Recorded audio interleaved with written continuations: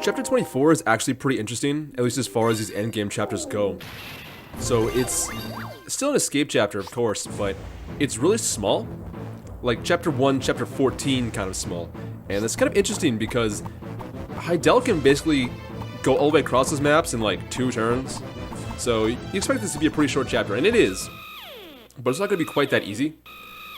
We have all 4 generals on our team now, so I guess Dr. Godot is starting to sweat a little bit, and he's going to throw a ton of enemies at us in the next 3 chapters. So we're going to end up fighting a lot in this one. Like, you beat it in 3 turns, but there's a lot of combat. And it's not like the good kind of combat either, it's like the weather the storm kind of combat. It's not very pretty. So to start off, we only move 2 squares forward with Sakuma instead of the full of 3. The reason we do that is because this actually loses any distance because we still need to jump these ladybugs in the middle, and it just keeps us out of the range of those locusts, who would otherwise just get in our way. But our plan for this chapter is we just need to get Heidel within 10 squares of the victory zone, or sorry, the escape zone for victory. So if he just moves 9 and then Spider Thread Sakuma above him, that's it. That's what we gotta do. And specifically in this chapter, the escape zone is actually really large. If you recall in like chapters like chapter 20, you can escape obviously, but we only had like 2 squares to do so, and they were way far in the back corner. But in this one, it actually comes out pretty far, like onto the bases even, so it makes the map even smaller for us. But it still doesn't alleviate the problem of us having to survive all of these fucking enemies this turn. So what we did is we deployed Ganbei way at the back, and that probably looks really odd. But that's because his job in this chapter is just to take some fire from Heidel and die. Because we need Heidel to live, obviously. And part of our strategy of having Heidel live and beat the chapter for us is that we need him to take a lot of damage.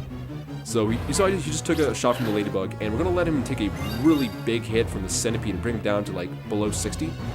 And in this chapter, if Heidel's in that spot and has really low health, then all the enemies at the top there, those 2 centipedes, the 2 locusts, and the cockroach will like all bunch to the left side where Heidel is trying to get at him, and there'll only be 1 centipede in front of Blade, which is really great because that means we just have Blade kill that centipede, and then Heidel can take this really squiggly line all the way to the end and then Spider Thread Sakuma to victory, which is great, and that's our battle plan.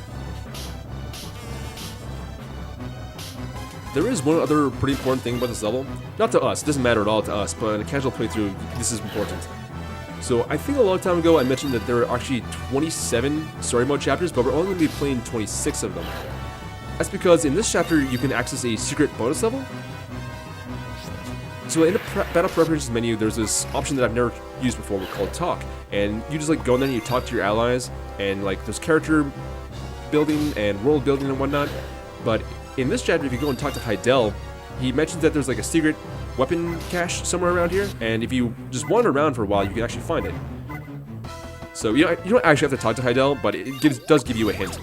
So in this chapter, if you move Sakuma to the left corner, the bottom left corner, specifically onto the base tile that's below the ladybug, then chapter ends and you go to this bonus level where you have a whole bunch of capsules full of really cool things.